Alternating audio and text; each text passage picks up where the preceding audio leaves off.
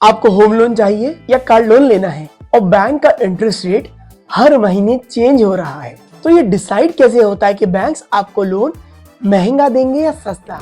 जी हाँ, ये डिसाइड होता है रेपो रेट से।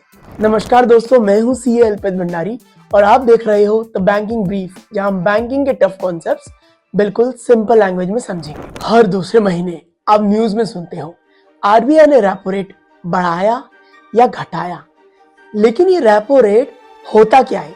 आइए एक सिंपल से एग्जांपल से इसको समझते हैं। जब हम बैंक से लोन लेते हैं तो हम बैंक को इंटरेस्ट देते हैं।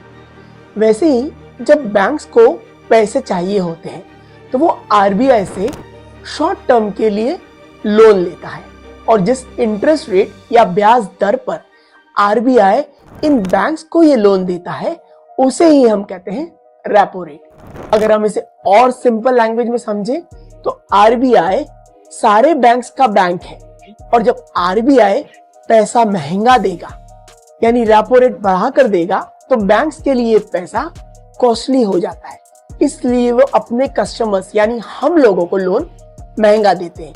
मतलब हमारे होम लोन, कार लोन सबकी ईएमआई बढ़ जाती है। और जब आरबीआई रेपो रेट घटाता है तो बैंक्स के लिए ये पैसा सस्ता हो जाता है और वो लोगों को यानी हमें लोन सस्ता देते हैं। अब इससे इकोनॉमी में क्या इम्पैक्ट आता है? अगर रेपो रेट सस्ता होगा तो लोन सस्ते मिलेंगे, ज्यादा लोग लोन लेंगे, नए बिजनेसेस बनाएंगे, नए प्रोडक्ट्स खरीदेंगे और मार्केट में ग्रोथ आएगी। और जब मार्केट में महंगाई बढ़ेगी, इन्फ्लेशन बढ़ेगा, तो आरबीआई रेपो रेट बढ़ा देगा और लोन्स महंगे होंगे तो लोग कम चीजें खरीदेंगे, कम लोन लेंगे और मार्केट में पैसा कम हो जाए।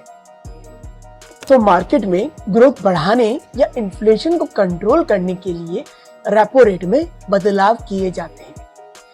ऐसे ही कुछ और सिंपल वीडियोस में हम सीखेंगे बैंकिंग के बेसिक्स। लाइक, शेयर और सब्सक्राइब करना मत भूलना। मैं हूं सीए अल्पित भंडारी और ये है द बैंकिंग ब्रीफ।